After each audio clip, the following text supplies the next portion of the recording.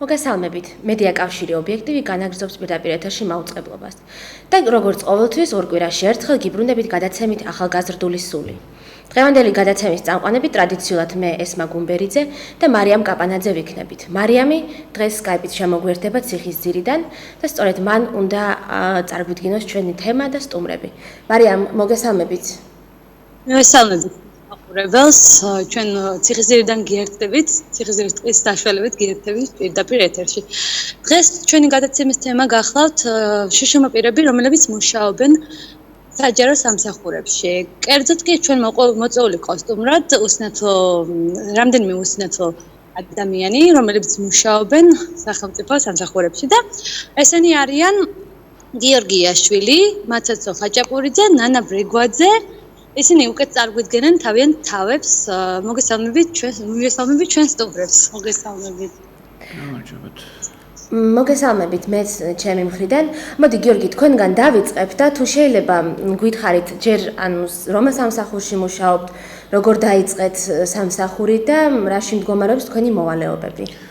მუშაობ შემოსავლების სამსახურში. ეს არის მომსახურების დეპარტამენტი, call-ცენტრის IT ვარ, ანუ ვაკონტროლებ კომპიუტერებს, ტექნიკურ მხარდაჭერას უწევ მათ. აი თუ შეიძლება ამაზე გითხარით უფრო მეტი, როგორ თქვენ გაქვთ მხედველობის პრობლემა და ხართ სრული უსინათლო. როგორ ხდება, როგორ მუშაობთ თქვენ კომპიუტერებთან, როგორ აგვარებთ თქვენ არა მხოლოდ მომხმარებელი ხართ უკვე, არამედ უფრო მეტიც ხო, სხვებს კომპიუტერებს ემსახურებით და თუ შეიძლება ამაზე რომ გითხრათ, როგორ აკეთებთ ამას, რის საშუალებით? არსებობს ხმოვანი პროგრამა NVDA, დღევანდელ დღეს ეს არის ყველაზე უნივერსალური პროგრამა, რომელთაც სარგებლობენ სინათლოები.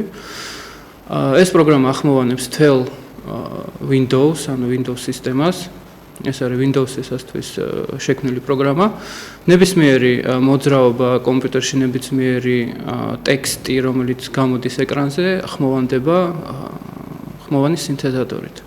მეც ვარ ამ პროგრამის მომხმარებელი, მაგრამ ჩემი გამოცდილებიდან გამომდინარე საკმაოდ რთული, პრობლემური არის ის, რომ რადგან ჩვენ touch-ს და mouse-ს ვერ ვიყენებთ, იმიტომ რომ ვერ ვხედავთ, თორსად სად დავაჭიროთ და ეკრანზე და სად მდებარეობს ის mouse-ი, ამიტომ გჭირდება ყველაფრის ის ვთქვათ ცხელი კლავიშები ვიცოდეთ, რომ კლავიატურით რა კლავიშებს უნდა დავაწვეთ, რომ ესათვის მოქმედება შესრულდეს და თქვენ ეს ყველაფერი, იმისთვის რომ კომპიუტერში პრობლემა აღმოაჩინოთ და აღმოფხრათ, ეს ყველაფერი იცოდეთ ძალიან ბევრი ესეთი ვთქვათ კომბინაცია და თქვენ თვითონ ისწავლეთ ესენი თუ ვიღაცამ გასწავლათ დაუშვათ თუ როგორ იყო ამაზე? არავის არ უსწავლებია, ეს კლავიატურული კომბინაციები ისწავლიან, იმიტომ რომ მანამდე 6-7 წელია როგორც შევიძინე კომპიუტერი. და იქიდან გამომდინარე რომ ჭირდება კომპიუტერთან მუშაობა, ვისწავლე ნელა-ნელა ეს ყველაფერი. შემოგესწავლათ. გიორგი, როგორც ჩემთვის ცნობილია, რაღაც პროექტის მიხედვით მოხდით ამ სამსახურში და მოდი ამის შესახებაც გვიამბეთ. რამდენი უსინათლო დასაქმდა და როგორ მოხდა ეს ყველაფერი და რამდენი ხნის წინ მოხდა ეს ყველაფერი? რამდენი ხანია მუშაობთ? უსინათლო დასაქმდა 7 პროექტი კი ბატონო იყო პროექტი და ამ პროექტის მიხედვით ჩვენ გავიარეთ კასტინგი და აგვარჩიეს ეს 7 უსინათლო. მუშაობ უკვე მე-3 წელი. თვითონ ამ კონკრეტულ პროექტზე რო გითხრა შეგიძლია, სახელმწიფოს განვითარება. თვითონ ამ კონკრეტულ პროექტზე რო გითხრა, მე თქვი გვიანბა შეგიძლია თქვა, სახელმწიფო საშუალებით იყო ეს ყველაფერი თუ ეს იყო სახელმწიფო პროექტი, კი ბატონო, სახელმწიფო პროექტი იყო. მაშინდელი პრეზიდენტის მიხეილ სააკაშვილის მიერ პროექტი იყო წარმოდგენილი და ამ პროექტის მიხედვით იყო 20 შშმ პირი, საიდანაც 7 იყო უსინათლო და დანარჩენი სხვა პრობლემის მქონე პირები. აი რა შეზღუდვები ქონდა დანარჩენებს? ეტლიანები იყვნენ, არის კიდევ სხვა, მე ზუსტად არ ვიცი სხვა პრობლემების მქონე თანამშრომლებზე. ძირითადად მე ვიცნობ უსინათლოებს. ეს მხოლოდ შემოსავლების სამსახურზეა ხო საუბარი? მე რაც ვიცი შემოსავლების სამსახურს და პლუს მერიასაც ყავს დასაქმება უბრალოდ ცოტა გვიან. მერია მაიყვანა ნანა ბრეგვაძე და ბექა გოზალიშვილი. მოდი მაცაცო. მოდი თქვენზე გადავიდეთ. თქვენ როგორ დაიწყეთ ანუ მუშაობა და რა სფეროში რა არის თქვენი მოვალეობები თქვენ შემოსავლების სამსახურში მუშაობთ ხო როგორც მე ვიცი და ასევე როგორ მიბრძანდებით ანუ როგორ მიდიხართ სამსახურში ფიზიკურად პირველ რიგში მოგესალმებით მე ასე იგი როგორც გიორგი მასევე შევიტყვე 2011 წლის ბოლოს დეკემბრის თვეში ვაკანსიების შესახებ შევიტანე გავიარე გასაუბრება და ამერიკის თებერვალში რომ იწყებ მაშინ ერქვა ჩემ დეპარტამენტ პრევენციის დეპარტამენტი დღესდღეობით ეს არის საგადასახადო მონიტორინგის დეპარტამენტი ვარ სამართლებრივ საკითხთა სამმართველოში ვმუშაობ ესე იგი რა მეხებოდა 2012 წლის 1 აპრილს ძალაში შევიდა ელექტრონული სასაქონლო ზედნადები. ესე იგი მანამდე თუ ქაღალდზე შეეძლო დაეწერა გადამხდელ ზედნადები 1 აპრილიდან უკვე ელექტრონულად უნდა გამოეწერა. მე ვისწავლე ესე იგი თლიანად ეს ცხრილი როგორ უნდა შეავსოს გადამხდელმა და გამოიყო ცხელი ხაზი, მაშინ შემოსავლებს არ ქონდა ცხელი ხაზი და ამ ზედნადებისთვის გამოიყო ცხელი ხაზი, გადამხდელი როცა მირეკავს, მე ვეხმარები მას თუ როგორ უნდა შეავსოს, რა პრობლემაა, იმას ყველაფერში ვეხმარები. ამასთან ერთად უკვე წელს 2016 წლის აპრილში მე თვითონ მოვითხოვე ძალიან მოიკლო ზარებმა, რომ რაღაც პასიური გავხდი და ამერჩემნია, რაღაც დამემატო და ასევე საჩივრები, რომლებიც დაკმაყოფილდა ბრძანებებს მიგზავნიან თანამშრომლები Skype-ის მეშვეობით, იმიტომ რომ ესე იგი იდოკუმენტი თანამშრომელი რომ უნდა შევიდეს თავის დოკუმენტში, ჩვენი NVD პროგრამა ფიზიკურად ვერ მუშაობს. ამ ბრძანებებს მიგზავნიან და მე ეს ბრძანებები ჩვეულებრივი Word-ის დოკუმენტიდან გადამაქვს Excel-ის ფაილში. ჩვეულებრივად ვაკოპირებ მონიშნას ვაკეთებ, ვაკოპირებ, ახლა შეეხება როგორ დავდივარ.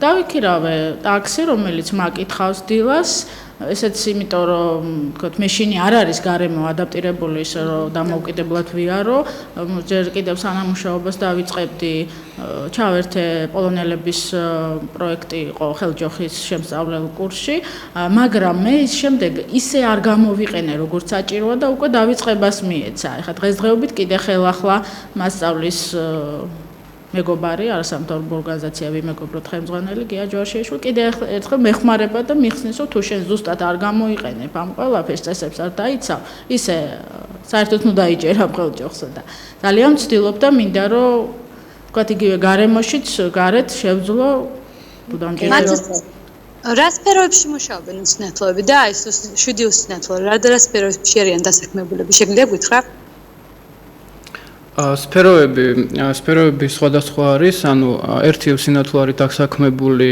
არქივში, ერთი უსინათლო არის სერვის ცენტრში, კიდევ ერთი უსინათლო არის IT, ოღონდ სხვა მისამართზე ორთაჭალაში, კიდევ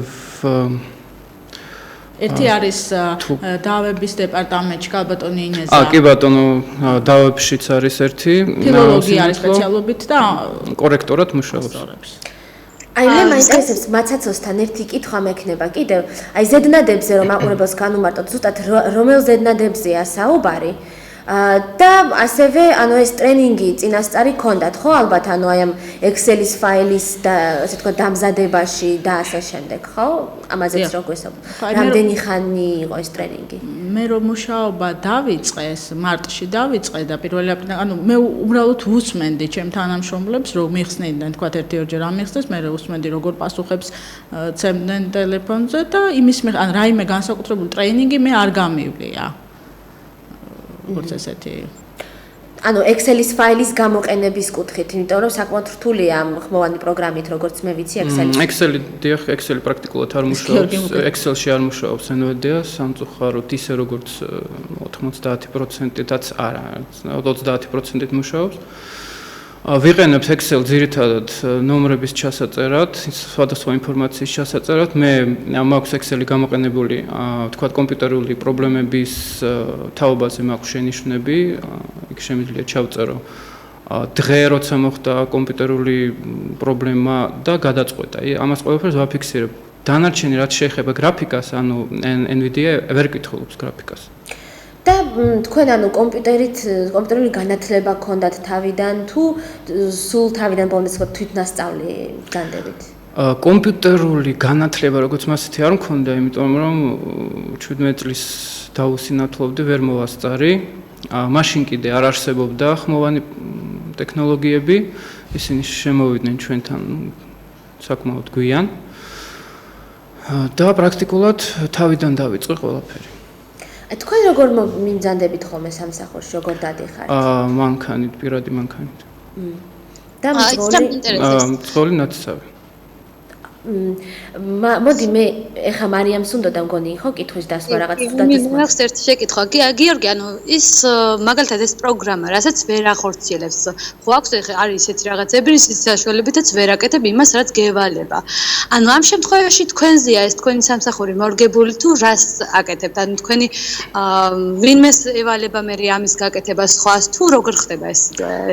ჩვენ ყავს სხვა IT რომელიც უპრობლემა თუ რამეა, მე მეხმარებიან, თუნდაც გრაფიკული პრობლემებთან მიმართებაში, თუ გრაფიკა არის გამოსახული, მე ვთხოვ სხვა IT-ს, რომელიც მეხმარება. მე ხა ნანასთან მინდა ძალიან გადავიდე შეკითხვით. ისიც ციხისძირიდან შემოგვიერთდება. მოდი ნანა, შენ გვიამბე შენი სამსახურის შესახებ.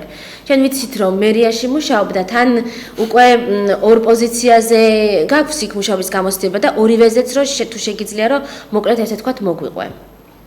კიდევ მოგესალმებით, დიდი მადლობა ეთერში მოწვევისთვის, ძალიან კარგი გადაცემა, ძალიან ნიჭიერები და ჭკვიანები ხართ და აი ყოველთვის სიამოვნებს თქვენი ყურება და მოსმენა, ისეთი საინტერესო თემები გაქვთ. მადლობა კიდევ ასეთი კარგი გადაცემებისთვის და აი ესეთი ეთერისთვის მედია კავშირ ობიექტივს და მადლობა თქვენ რომ ასეთი ძალიან წარმატებულები და კარგები ხართ. რაც შეეხება ჩემს დასაქმებას, მე ვმუშაობ კი მერიაში.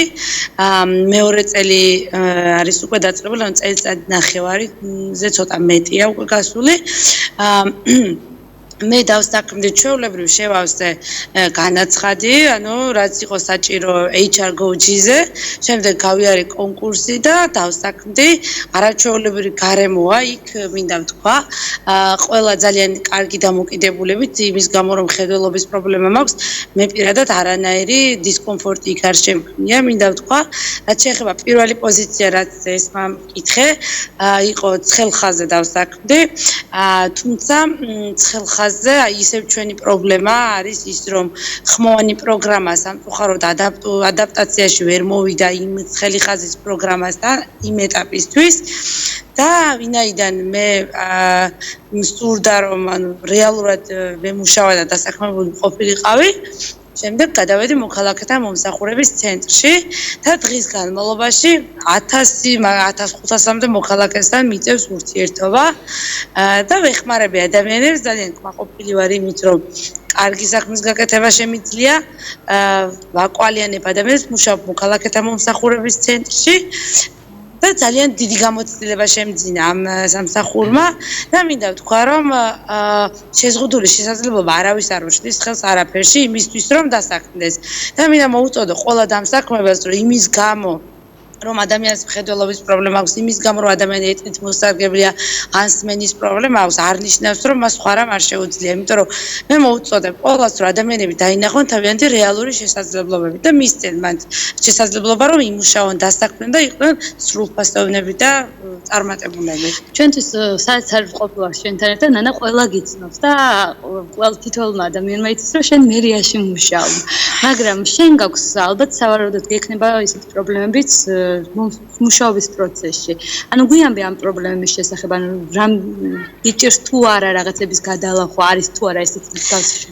უპირველეს ყოვლისა იმას ვიტყვი, რომ პრობლემები ყოველთვის არის, არა მარტო ჩვენ, ნებისმიერ შეიძლება შეექმნას პრობლემა, რომელიც უნდა გადალახო. თუმცა ჩვენ განსაკუთრებით, ანუ ყოფილა ისეთი მომენტი მაგალითად, როცა მოქალაქე მოსულა და შვილო ძალიან წვრილად წერი აქვს და წამიკითხეო მათთვის ფურცელს და აი გაბატონებით მეც ვერ ხედავ ასე კარგად, ოღონდ ამას ღიმილით და ანუ კი, მაგრამ არავის არ ჯერა რომ ხედველობის პრობლემა მაქვს და ნუ რაღაცა ზოგი ბრაზდება, ზოგი რა აი შვილო რა მოხდა რომ წაგეკითხა და ნუ არის ესეთი ლაფსუსები, თუმცა ამ ყველაფერს იუმორის თვალით ხედა. რაც შეეხება პრობლემებს, ანუ რა თქმა უნდა, ეხა ამხელა პასუხისგებლობას როცა იღებ და როდესაც ვთქვათ, ხედველობის პრობლემა გაქვს, არის იქ რაღაც დეტალები, რაზეც შეიძლება ვთქვათ, არის რაღაცა ვთქვათ, კომპიუტერში უცებ ვერ მოძებნო, როცა მოქალაქე გესაუბრება და უცებ ეგრევე გადავერკავთ ხელხაზზე, რომ სასანამ ვთქვათ, დრო არ დავკარგოთ, რომ ძალიან ბევრი მოქალაქე მოდის მერიაში, უცებ შევეკითხებ იმათ, რომ ანუ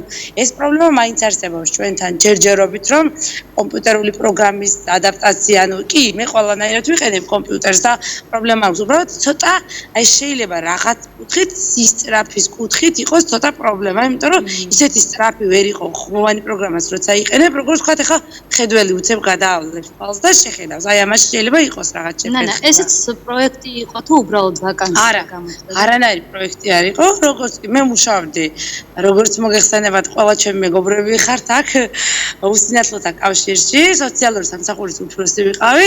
შემდეგ უკვე როდესაც დაიდო ვაკანსიები მერიაში და გამოცხადდა კონკურსები, ჩვეულებრივ შევავსე მეც ეს და ასე ვთქვათ, მოვხდი თბილისის მერიაში და მე ძალიან მიხარია, რომ ნამდვილად მინდა ვთქვა, კარგი გარემოა იქ შექმნილი, მაქსიმალურად ყველა ცდილობს, რომ ასე ვთქვათ, კარგი გარემო შევიქმნას, თუმცა მეც მინდა ვთქვა, რომ ღირსეულად მუშაობ, იმიტომ რომ როგორც ჩვეულებრივად მუშაობენ თანამშრომლები, არანაირი განსხვავება არ ხდება, ვთქვათ, რაღაც 1 საათით ადრე წახვალ შენ, ან 2 საათით ადრე, ან დღეს არ მოხვიდე თუ გინდა, არა, ჩვეულებრივ გრაფიკით მუშაობ, აი ხაც ერთი კვირა შეგვიძლია ავიღე, ოღონდ აი ძალიან ისე გამომიშვეს, აი ერთი კვირა და მეც ვერ მოგწევს და ვისვენებ სხვაზე და მე მიხარია ეს, რომ ამ შემთხვევაში არ არის განსხვავება და მე არ ვგრძნობ თავს იქ, აი ესე ვთქვათ, ზედმეტად და იმათ, რომ აი ამსთან და მამუშავენ და ხელფასი გადამიხდა, აი ღირსეულად მუშაობ და მე ამაყება. მე ძალიან მაინტერესებს დანაი შენ, როდესაც შეიტანე პირველად დავშეთ ეს განაცხადი და შენ თქვი რომ ეს არ იყო არავითარი პროექტი, უბრალოდ საერთო საკონკურსო წესით შეიტანე ეს განცხადება. რა იყო დავშეთ იმ კადრების განყოფილების ეგრეთ წოდებული ან HR-ის განყოფილების თანამშრომლების რეაქცია, როდესაც მოხვედი შენ მიხვედი იქ და მათ აღმოაჩინეს შენი შეზღუდული შესაძლებლობის შესახებ, ასე ვთქვათ. თუ იყო რამე კითხვები დამატებით, რამე ეჭვები, ამაზეც რო გითხრა. ახლა მოგახსენებთ, რა თქმა უნდა, ნუ ეს ფაქტი არ მაკვირვებს მე, იმიტომ რომ ძალიან ბევრჯერ წავწყდები ვარ ამ ფაქტს და ყველა ჩვენგანი, ვინც ამ პრობლემის წინაშე დგას, აწდება ამ ფაქტს სამწუხაროდ, იმიტომ რომ ეს სტერეოტიპები დამკვიდრებულია და არსებობს და არსებობს. რა თქმა უნდა, ისეთი ეჭვის თვალით მიყურებდა ყველა, რომ რაღაცა აი იცით აი თქვენ კი დასაქმდებით, მაგრამ აი იცით როგორ ეხა აი თქვათ რო დავჯექი პირველად სანამ სტაჟირებას გავდიოდი ამ შემთხვევაში სანამ ისა ხაცა ეშინოდათ აი როგორ აკეთებთ თქვენ ამას და იყო ნამდვილად იყო ეს გაოცებული სახეები მახსოვს დღესაც და რაღაცა გაკურებული კითხვები რაღაცა რომ აი თქვენ ამას როგორ შეძლებთ და თუმცა დღეს მინდა ვთქვა რომ ყველა პირიქით იმას მეუბნება რომ ჩვენ სხვანაირი წარმოდგენა გვქონდა და მართლა დავწმუნდით რომ შეზღუდული შესაძლებლობა არ არსებობსო და მე ზუსტად აი ეს მიხარია რომ ყველა ჩვენგანი მაქსიმალურად უნდა ვეცადოთ და დავამტკიცოთ სადაც გავალთ როგორ საზოგადოებაში უნდა ვიყოთ რომ შეზღუდული შესაძლებლობა მართლა არ არსებობს და ეს ადამიანები არ არიან დახმარების ობიექტები მოწყალების ობიექტები რომ სადღაც დასვა და უხადო რაღაცა პენსია ცოტა გაზრდილი იმიტომ რომ ეს არის შეურაცხყოფა აი მე ძალიან მინდა კითხო ნანა ამ შემთხვევაში წინასწარ ანუ რა თქმა უნდა მერიაში მუშაობა ამ პროგრამასთან რაღაცა სპეციფიკასთან არის დაკავშირებული ხო კომპიუტერის სხვა ანუ სხვა მონაცემების დამუშავება რაღაც სხვა კომპიუტერული სისტემების შეიძლება გქონდეთ და ამაში დამატებით რამე ტრენინგი გაიარე წინასწარ და შოთ სახელმწიფომ როგორ შეგიწყო ხელი სამსახურის დაწყებაში ანუ როდესაც აი ეს წინა ანუ შენი აყვანის პროცესი იყო დამატებით თუ აგიხსნეს როგორ შეგიძლია რაც ხელი კლავიშები გამოიყენო რომ ეს პროგრამა მართო თუ როგორ იყო ამაზეც წინასწარ რამე მომზადება თუ გაიარე არა, პროგრამას რაც შეეხება, პროგრამაზე, ანუ მე როგორც გითხარით, 6 თვეც ხელხაზე ვმუშაობდი და სამწუხაროდ პროგრამა ადაპტაციაში ვერ მოვიდა და იმის გამო რომ ანუ სრულად დატვირთული არ ვიყავი იქ, მე თვითონ მოვითხოვე რომ ისეთ სამსახურში გადამიყვანეთ, სადაც სრულად დატვირთული ვიქნები და მე არ მინდა რომ გადამიხადონ თანხა ისე რომ ყვილა ვიჯდე და ანუ ფაქტიურად არაფერს არ ვაკეთებდე, მე თვითონ გამოვთქვი ეს და პირიქით ძალიან გაუხარდა და ძალიან კარგად გაიგეს ეს ყველაფერი და ამის გამო რომ ჯერ პროგრამა სამწუხაროდ ვერ შეიქმნა და ვერ ხერხდებოდა ხმოვანი პროგრამით ხელი ხაზის კოლ ცენტრში მუშაობა ჩამომიყვანეს მოქალაქეთა მომსახურების ცენტრში და მაგრამ იქაც ხომ გჭირდება კომპიუტერის გამოყენება მოქალაქეთა მომსახურების ცენტრში? იქ გჭირდება კომპიუტერის გამოყენება, ჩვენ გვაქვს ჩვენი მონაცემთა ბაზა, ჩვენ გვაქვს ჩვენი საერთო სერვერი, სადაც ვიყენებთ ამ ყველაფერს. აი ამ ყველაფრის გამოყენებაში თუ ამ ყველაფრის დიახ, საერთო სერვერს რაც შეეხება, მხოლოდ ჩამიწერეს პროგრამა კომპიუტერში, ანუ აი ბექად მუშაობს ჩვენი გოზალიშვილი უსინათლო, ჩამიწერეს პროგრამა და ანუ ახსნა და ესეთი რამე არ ყოფილა, იმიტომ რომ მე თვითონ მივხვდი როგორ უნდა მოვიქცე, მე თვითონ მივხვდი როგორ უნდა გამომეყენებინა ეს პროგრამა, იმიტომ რომ იქ არაფერი ისეთი რთული სპეციფიკა ამ პროგრამას არ ქონია, რომ რაიმე, ასე ვთქვათ, დაბრკოლება შემქმნოდა და რაც შეეხება თვითონ სპეციფიკად აქ არანაირი გრაფიკა არ გვაქვს, არანაირი ის არ გვაქვს, რა ქვია, რაღაცა ისეთ აი გიორგი უკეთესად ის ხამ ტერმინოლოგიაში შეიძლება შევწდე, ანუ მხოლოდ Word-ის ფაილებია და Excel-ის ფაილები ისეთი, რომელშიც აი კონტროლ-F-ით ჩაწერ და მოძებნი, ვთქვათ, უცებ რაც კიდა. ანუ სპეციფიური მოქალაქეთა მომსახურების ცენტრის სპეციფიური ფაილები ისეთი, რაც NVIDIA-ს ვერ გაეხსნა, არ ქონია. თუმცა მხოლოდ ცენტრს ძალიან მინდა კიდე კითხო ნანა, აი ცხელხაზე როცა მუშაობდი, ის სპეციფიკა რომ აგვიხსნა ჩვენც და მაყურებელსაც, ანუ რაში გჭირდებოდა კონკრეტულად დავუშვათ ხმოვანი პროგრამა, ანუ მოქალაქე რეკავს, შენ ანუ პასუხს ცემ, რაღაც საკითხებზე შენ გაქვს ინფორმაცია, რაღაც საკითხებზე შეიძლება დავუშვათ კომპიუტერში მოგეძია, რაში გჭირდებოდა სიტყვაზე ეს ხმოვანი პროგრამა რომ აგვიხსნა. მაშინ ესე იყო, ეხა შეიცვალა სისტემა, უფრო დაიხვეწა. მაშინ იყო ასე, მე როცა მივედი, როდესაც შემოდიოდა ზარი, ის ნომერი უნდა დაგეკოპირებინა უცებვე და შეგენახა, ანუ ვინ რა ნომერით შემოდის ზარი. შემდეგ ასევე, როდესაც კითხვას გისვამ და ადამიანი თქვა კომპიუტერში უნდა მოგეძებნა და უცებ გადასულიყავი ძალიან ბევრი ფაილები იყო იქა, წამში ძალიან მალე თან დროში შეზღუდულები ვართ, რომ ანუ ესე მალ-მალე უნდა ვეცადოთ მაქსიმალურად. როდესაც პროგრამით ეძებ, ეს პროგრამა ლაპარაკობს, ხმაურობს, ფაქტიურად აი საერთოდ ვერ მოდიოდა ადაპტაციაში, ნომერს არ კითხულობდა, როდესაც ვინმე ზარი შემოდიოდა და შეუძლებელი იყო, როცა ყურზე გიკეთია, ყურსას მენი და პარალელურად ნომერი დააკოპირო და ჩააგდო, შეინახო, მერე უნდა მიგეწერა იქ გვერდზე მოქალაქის სახელი, გვარი, რა პრობლემაზე დარეკა, როგორ დაეხმარე და თუ გადაამისამართე, სად გადაამისამართე, ანუ ყველა ველი უნდა შეგივსო. ეს იყო შეუძლებელი. ორი კითხვით გადავალ გიორგისთან. გიორგი, რამდენად დაიხვეწა ეს პროგრამა დღესდღეობით? პროგრამა წელიწადში 3-ჯერ, ზოგჯერ 4-ჯერ ნახდება ავსტრალიელი შექმნელების მიერ. დღესაც რამდენიმე დღის წინ გამოვიდა ახალი ვერსია, მაგრამ გლობალური შეცვლები და რაღაც გაუმჯობესებები ჯერ არ არის. ანუ გრაფიკასთან ისევ ჩვენ ვერ მუშაობთ.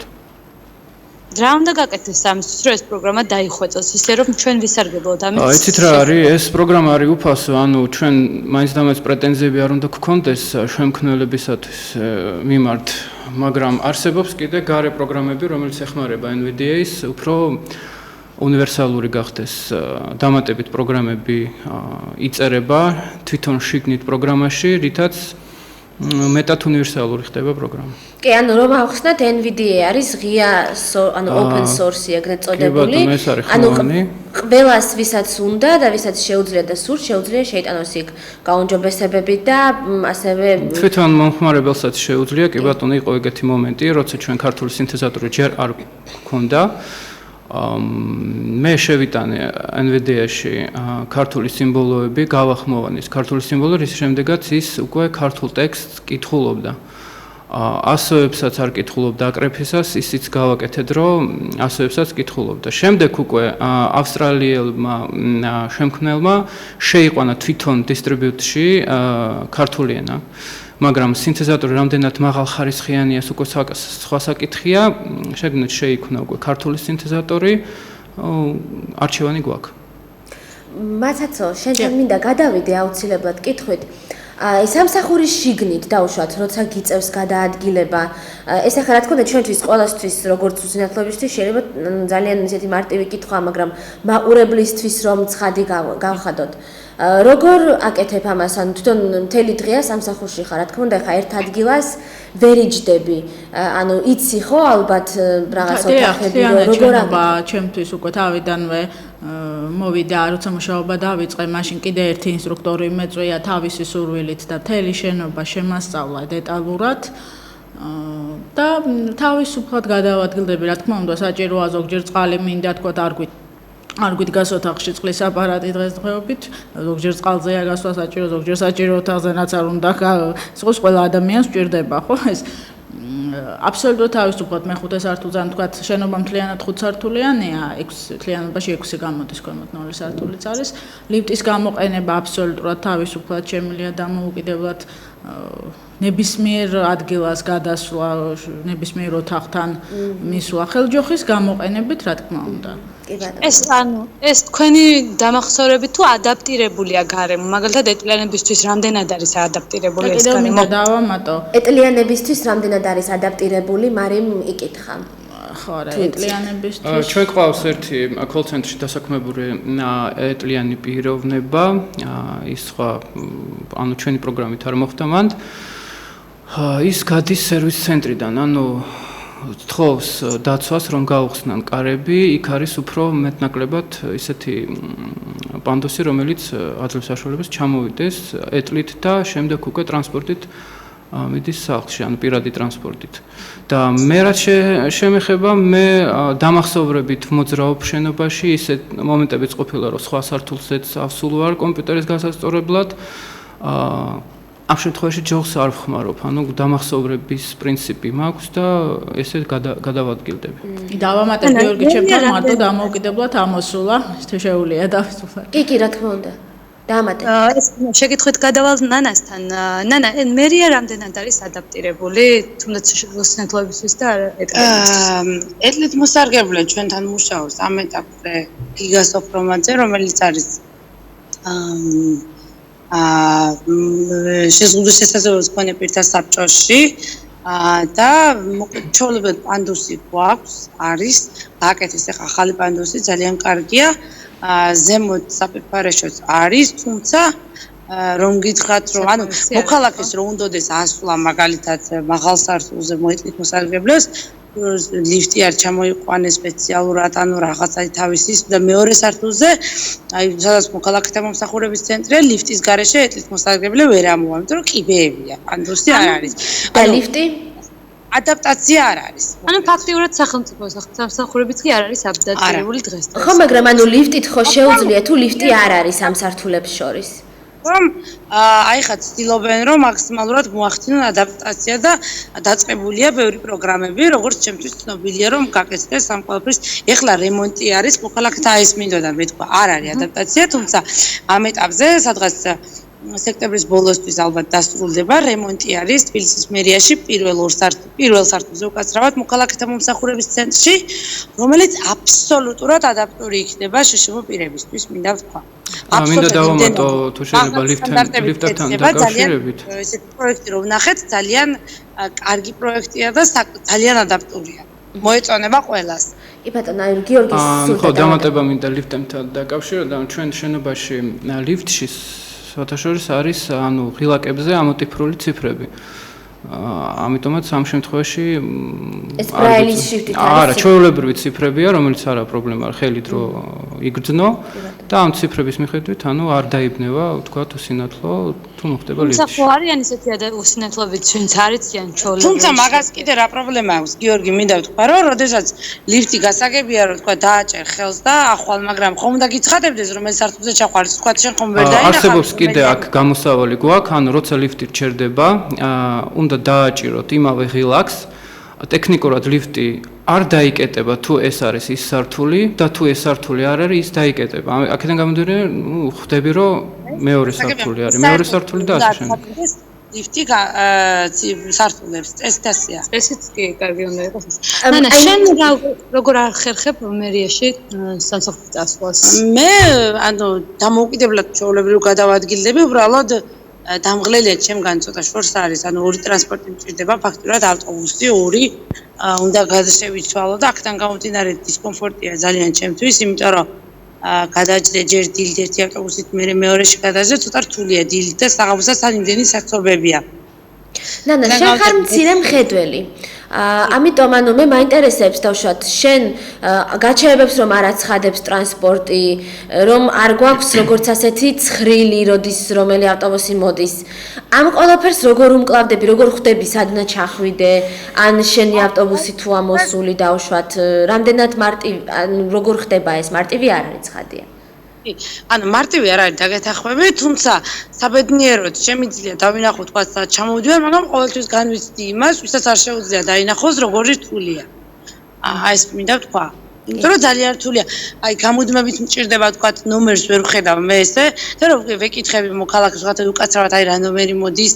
ხო და ზოგი გაყვედრის სიტყვას, რომ აი რა ვერ ხედავ ეგერ ტაბლოა და დადექი და დაინახე. ნუ ეხა ეს მისი პრობლემაა ისე რა თქმა უნდა, მაგრამ ყოველდღურად მოსაბეზრებელია, როცა ასეთი პრობლემის წინაშე გახარ და აქედან გამომდინარე მეც მძღოლი მყავს და რომ რაღაცა ძალიან დისკომფორტი არ მქონდეს, მიჩვენია რომ მძღოლმა მატაროს. გიორგი, იცი რა მაინტერესებს? აი წეგან ახსენე შენ რომ ტაქსით ახერხებთ მოძრაობას, ხო? სამსახურში. ეს ტაქსის ანაზღაურებას თქვენი ხელფასით ახერხებთ თუ თქვენი სამსახური გიწყობთ თამაში ხელს? სამსახური არ გვიწყობს ხელს, მე პირადი მანქანა მყავს, ტაქსით დადის, ხო, ну, მაცაცო დადის და მე ვიცი რომ კიდე არის ის ტაქსით დადის. აი მაცაცო, შენ მინდა კითხო ნამდვილად. ანუ შენ ტაქსის ფულს დავშვათ შენი ხელფასიდან იხდი თუ ამაზე რაღაც დამატებითი ან დავშვათ ვიღაცა გრანტი არის ან რაღაც დამატებითი ხელშეწყობა გაქვს, იმიტომ რომ ნუ რა თქმა უნდა ხელფასი და რამდენად დავშვათ ღირს, ანუ ტაქსები მაინც ჩვენი შემოსავლების კვალობაზე თანხები ღირს. ეხლა კი ბატონო ევროპელისთვის შეიძლება არ იყოს ბევრი, მაგრამ ჩვენთვის საკმაოდ დიდი თანხები ღირს ხოლმე ტაქსები და ანუ რამდენად გიღირს დაუშვათ შენი ხელფასიდან თუ აღკეთებ ამას, რომ აი ეს ტაქსის ხარჯები რო ესე დაფარო. ხო, გასაგებია, ახლა მე რო თქვათ ყოველ დღე დამექირავებია, თქვათ იგივე გამოძახებული ტაქსი, ეს ბევრად უფრო ძვირი მიჩნდებოდა, თავიდან მოვიძიე და საბედნიეროდ, ჩემდა საბედნიეროდ ახლოს ვარ სამსახურთან, საბურთალოს რაიონში ვცხოვრობ, საბურთალოს რაიონში მუშაობ ტელევიზიის შენობასთან ახლოს ხილიანის ქუჩაზე და არ მიჯდება ისეთი ძვირი, ან ტაქსი მყავს ახსუხდი სულ 150 ლარს და მირჩევნია იმ რისკის ფასად, რომ გარემო ანუ არ არის ადაპტირებული და დამოუკიდებლად ვიარო და მოგეხსენებათ საზოგადოებაში დამკვიდრებული სტერეოტიპული დამოკიდებულება უკვირთ ზოგს, მე შესაწყალო რატო ხარ მარტო არის ესეთი, მე არ შემხედრია კიდევ ვიმეორებ, მაგრამ არის ესეთი მდგომარეობა ყველამ ძალიან კარგად ვიცით და ამიტომ ნამდვილად აი პირველ რიგში რისკი ის რომ წითელზე მხედველიც რომ მიდის მანქანა ზოგჯერ არ ჩერდება და შეიძლება მაინც წამოვიდეს და მირჩევნია რომ გავიღო ეს თანხა, რა თქმა უნდა, მარტივი არ არის, მირჩევნია რომ თქვათ არ ჭირდებოდეს ამისი დახარჯვა, მაგრამ უფრო მოსახერხებელია, როცა მშობელიც მუშაობს და ძალკე არავის ძალია, ყველას თავისი საქმე აქვს, ჩემთვის ძალიან მოსახერხებელია ესე. იცი რა მაინტერესებს? აი ნანა ცირ მხედველია და შეუძლია კიდევ მოახერხოს ის რომ ტაქსამდე მივიდეს თავისით. მე როგორც ვიცი შენ სრულიად ვერ ხედავ და აი რამდენად გიჭირს ან ვინმე თუ გეხმარება ამით სპეციალურად დაგყავს ვინმე ვინც ტაქსამდე მიგიყვანს თუ უბრალოდ ვინმეს გხოვ ხოლმე და ესე მიდიხარ ალო ტაქსამდე მისვლაზე ასაუბრ, ტაქსამდე მისვლაში დავშოთ ვინ გეხმარება კი გასაგებია, ჩემამდე მოდის დილას, თქვათ, მოვა პადიეზამდე მომაკითხავს, წამიყვას. სამსახურში მივყავარ, ესე იგი სპეციალური აპარატურა დგას, სადაც საშვი უნდა მივედო და გავიდე შემდეგ კარებში. იქამდე მივყავარ და ვემშვიდობები. შემდეგ უკვე ალბათ ჯოხით ხო, ჩვეულებრივად გადიხარ და უკვე სამსახურში შედიხარ შენობაში. ოფისში, უკვე ჯოხის გამოყენებით. შენობაში მიყვება მე როგორც ვიცი, ანუ შედის შიგნით და შემდეგ უკვე ამ ტურნიკს რო გასდება, უკვე თვითონ მიდის. გიორგი, შენთან როგორ არის შენ? მეც იგივენაირად, ანუ შენობაში როგორც კი ხვდები, მე უკვე ჩემით ჩავდივარ. გასაგებია. მენანასთან მაქვს ერთი კითხვა. ლიფტთან თქვა მან რომ მერიაში რაღაც სართულებს შორის პანდუსი არ არის და შესაბამისად ეთნით მოსარგებლეებს უჭირთ გადაადგილება, მაგრამ თუ კი ლიფტი არსებობს, თვითონ ლიფტშიც თუ ღილაკები შესაბამის დონეზეა, რომ მეტლში მჯდომა პირმა შეძლოს ლიფტის გამოყენება, ხომ შესაძლებელია რომ მან ის გამოიყენოს და რამდენად ესეა? კი, რა თქმა უნდა, როგორც სპეციალურად დაცვას უკავშირდებიან, რომ ლიფტის მოსარგებლეს უნდა ასვლა და სპეციალურად მათევალებად კი, ესე აკეთებენ. მე მაინტერესებს შენი გეგმების შესახებ. ამჟამად მოქალაქეთა მოსახურების ცენტრში ხარ, წინაზე სხვა სფეროში იყავი და კიდევ თუ გაქვს რაიმე დაგეგმილი სხვა სფეროში გადასვლის მერის კუთხით. დიახ, მოკლედ, რაც შეეხება ჩემი სამუშაო სფეროს, ჩემი ძირითადი საქმიანობა მაინც და მაინც ყოველთვის სასურველია იყოს რაღაცა შემოქმედებითი კუთხით, რაღაც შეზღუდული შესაძლებლობის მქონე ადამიანების კუთხით, სხვადასხვა ტიპის ღონისძიებების, აქტიური პროექტების და პროგრამების მომზადება, ძირითადად ამ კუთხით მაქვს გამოცდილება, თუმცა მინდა ვთქვა, რომ დღეს სადაც მუშაობ, საკმაოდ დიდი გამოცდილება შემძინა, ამანდა ყველა ტიპის ადამიანთან შემიძლია უკვე ურთიერთობა იმდენად გასხვავებული ტიპის ადამიანები გავიცანი, მოკლედ, მაქვს ურთიერთობა მათთან და რაც შეეხება ჩემს სამომავლო გეგმებს, მე იმედი მაქვს, რომ თან მინდა ვთქვა, რომ ყველა საფეხური, რასაც გავდივარ დღეს, კიდაც კოლ ცენტრი, თუნდაც უსინქრა კავშირი, თუნდაც მოქალაქეთა მომსახურების ცენტრი არის ჩემთვის ძალიან დიდი გაკვეთილი, ძალიან დიდი გამოცდილება, ძალიან ბევრ რამეს ვსწავლობ და რაც შეეხება ჩემს სამომავლო გეგმებს, მე დარწმუნებული ვარ და ყოველთვის მიზანდასახული ადამიანი ვარ იმ კუთხით, რომ აუცილებლად შევცვლი, აუცილებლად კიდევ უფრო ვეცდები, რომ წინ წავიდე, ზუსტად მერის კუთხით მინდა რომ თქვა დავსაქმდე შეზღუდული შესაძლებლობის მქონე ადამიანების კუთხით მათ პრობლემებზე მუშაობა, მათი ასე ვთქვათ შესაძლებლობების პოპულარიზაციაში დახმარება და ასე შემდეგ, მოკლედ აი რაც ჩემი სფეროა და რა ვიცი, ნელ-ნელა მოკლედ აი ესე ვეცდები რომ გავიწიო და წინ წავიდე ისევ რა თქმა უნდა ჩემთვის, ყველასთვის და ჩვენთვის საერთოდ.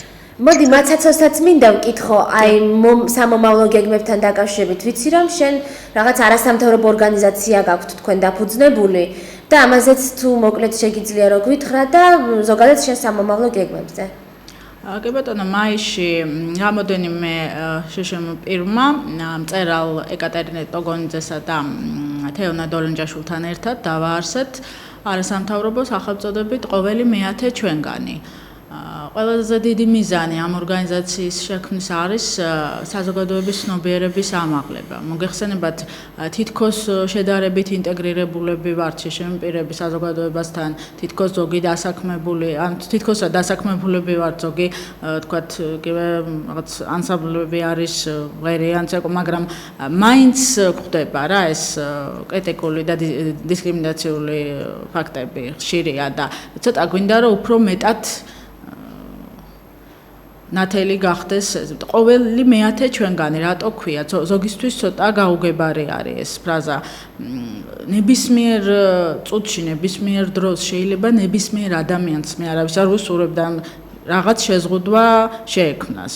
შეიძლება ეს დროებითი იყოს, შეიძლება ეს უფრო ხანგრძლივი იყოს და ყველამ უნდა ვიცოდეთ ამ ადამიანების მიმართ კი, მსოფლიო ჯანდაცვის ორგანიზაციის სტატისტიკის მიხედვით, მსოფლიოში საშუალოდ 10-დან 15% მოსახლეობის არის შეზღუდული შესაძლებლობის მქონე პირი.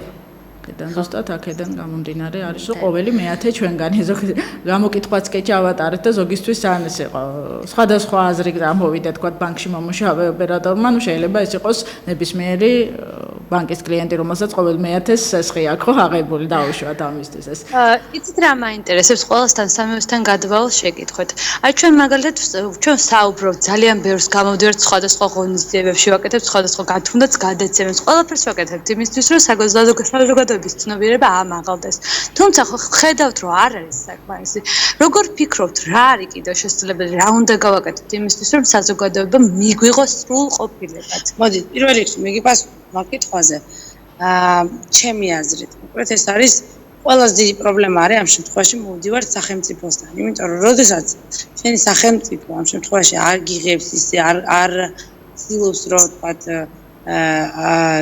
დაგეხმაროს შენი შესაძლებლობების რეალიზება შესაბამისად საზოგადოებასაც არ მიეწოდება ინფორმაცია ჩვენი შესაძლებლობების შესახებ. აქედან გამომდინარე მინდა ვთქვა და ძალიან გახარებული ვარ რომ წინ გადადგმული ნაბიჯები შეიმჩნევა, თუმცა როგორც მარიამმა თქვა ეს ძალიან ცოტაა, მაგრამ სახელმწიფო მაქსიმალურად ცდილობს ამ ეტაპზე ეს ახალი თემა სახელმწიფოსთვის, რომ რაღაცა ხელი შეუწყოს ამ ადამიანებს და მოახდინოს მათი რეალიზაცია. ანუ ეს ჩემი ესე ვთქვათ, მოსაზრება გამომდინარეობს ზუსტად საზოგადოების დამოკიდებულებიდან, მათი დაბალი ცნობიერებიდან ჩვენ მიმართ და ამის სათავე პირველ რიგში არის სახელმწიფო, იმიტომ რომ ჯერ სახელმწიფო უნდა მიიღოს ეს ადამიანები ის რეალურად და უნდა დაეხმაროს მათ რეალიზებაში, რომ მე საზოგადოება მიიღოს. გიორგი, მოდი ახლა შენ რა შეიძლება გაკეთდეს მართლაც სამომავლოდ იმისთვის, რომ შეშემოპირები უფრო მეტად იყვნენ ინტეგრირებულნი, თუნდაც შრომის ბაზარზე, თუნდაც ზოგადად საზოგადოებაში და შემდეგ უკვე მათაც როსაც მინდა ეს კითხვა დაუსვა. სახელმწიფო უნდა მიიღოს, რა თქმა უნდა, პირველი მონაწილეობა ამაში, მაგრამ თვითონ საზოგადოება, თვითონ ხალხიც ცოტა ეჭვით უყურებს ამ ხალხს. მე მიწევს პირადად კონტაქტი ბევრ მხედველთან.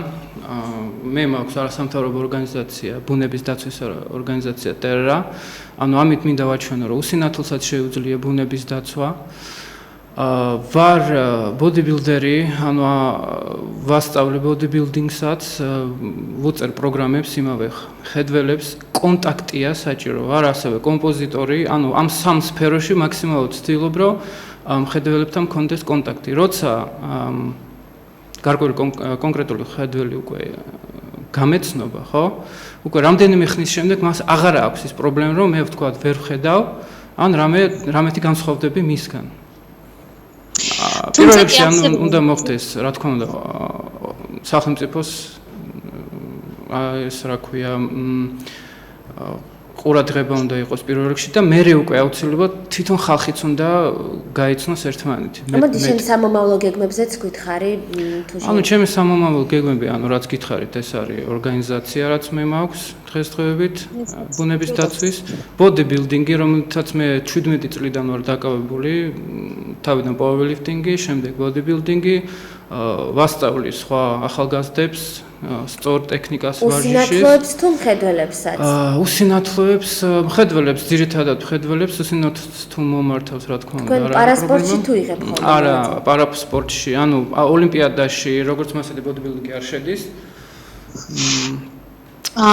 ნუ მუსიკოსებს შემთხვევაში კომპოზიტორი, ანუ წერ მუსიკას და ძირითადად აი მაქსიმალურად ვცდილობ რომ ხალხთან მქონდეს კონტაქტი. მაცაცო, მოდი შენც გითხარი შენს სამომავლო გეგმებზე და ასევე რა შეიძლება გაკეთდეს შენი აზრით შეზღუდულ შესაძლებლობას მქონე პირთა უფრო მეტი ინტეგრაციისთვის, თუნდაც შრომით ბაზარზე, თუნდაც ზოგადად საზოგადოებაში. ამოდი თუ შეიძლება პირიქით დავიწყებ ანუ შეგვიძლია. დღესდღეობით ყველანი კარგად ხედავთ, რომ სახელმწიფოსთვის ძალიან მძიმე და მნიშვნელოვანი გამოწვევა შშმ პირთა შრომის უფლებების რეალიზება. დღესდღეობით ძალიან არაეფექტური და არასათანადო საკანონმდებლო ბაზა ამ კუთხით. არის ასევე დიდი პრობლემა გარემოს ადაპტირება. და ასევე რეაბილიტაცია და აბილიტაციის წვდომის დაბალი ხარისხი. შშმ პირი როცა იწყებს, აი თუნდაც უსინათლო, ხა მე ჩემდა საბედნიეროდ ნაცნობები კიდე გიმეორებთ გალბატონმა მარინა მამულიამ თავისი სურვილი გამოთქვა, მოვიდა შემასწავლა მთელი შენობა, უცხო ტერიტორიაზე რო შევალ, მე ხელჯოხი მეხმარება, მაგრამ უკეთესია იქ ადაპტირება გავლილი მქონდეს და ვიცოდე ის შენობა. ამისთვის რომ მიდის უსინათლო უცხო შენობაში, ანუ სამუშაოს როცა იწყებს, მას იქ უნდა შეასწავლონ ეს შენობა მთლიანად. ეს აუცილებელია. პრაქტიკა იყოს იმისი, რომ თქვათ იქ პროგრამა თუ არ მუშაობს ეს ხმოვანი ამაში გამარტივდეს, თქვათ ის საიტი იქნება, თუ აი თქვათ RSG-ზე დადებულია ხმოვანი პროგრამა ისე, რომ თავისუფლად შეუძლია უსინათლო შევიდეს და აქვს თუ არა აქვს ხმოვანი პროგრამა თვითონ გამოიყენოს ეს ადაპტირებულია საიტი მთლიანად. ეს მგონი ჩვენ დროც იწურება მე როგორც ვიცი და ხდები ერთი პრობლემა ისიც არის რომ ეს როგორც წეღან თქვი დამოკიდებულებას და საკმაოდ სტერეოტიპული გარეთ როცა გადის სხვადასხვა შეზღუდვის არ არის მარტო usinatlozზე საუბარი ძალიან არასწორი არის იქნება და ზოგი ითრგუნება და სახში ჩაკეტვა ურჩევნია ვიდრე გარეთ გავიდეს და ამ წინააღმდეგობებს გაუძლოს კი ბატონო, ჩვენ უკვე ძალიან ცოტა დრო გვრჩება. მე მინდა რომ სამივეს კითხოთ მოკლედ თქვენი სამუშაო გრაფიკის შესახებ, ანუ ყოველდღე დადიხართ სამსახურში. მე ყოველდღე დავდივარ ნამდვილად 9-დან 6-მდე. გიორგი? ყოველდღე უმუშავებ 9-დან 6.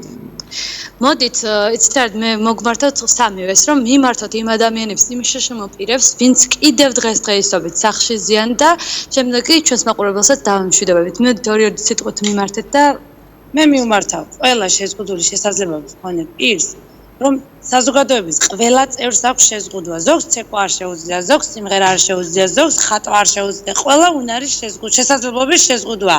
მე ვიღაცაზე ნაკლებად ვხედავ, მაგრამ სხვა რამე შემიძლია უფრო კარგად.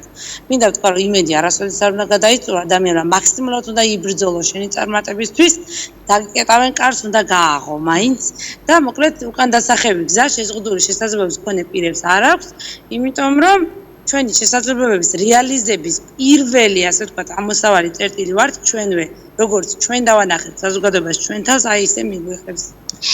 მე ჩვენს მაყურებელს მოვხდი დიდ ბოდიშს იმ ხმაურის გამო, რაც ჩვენ სამწუხაროდ ტყეში გვიწევს ამჟამად.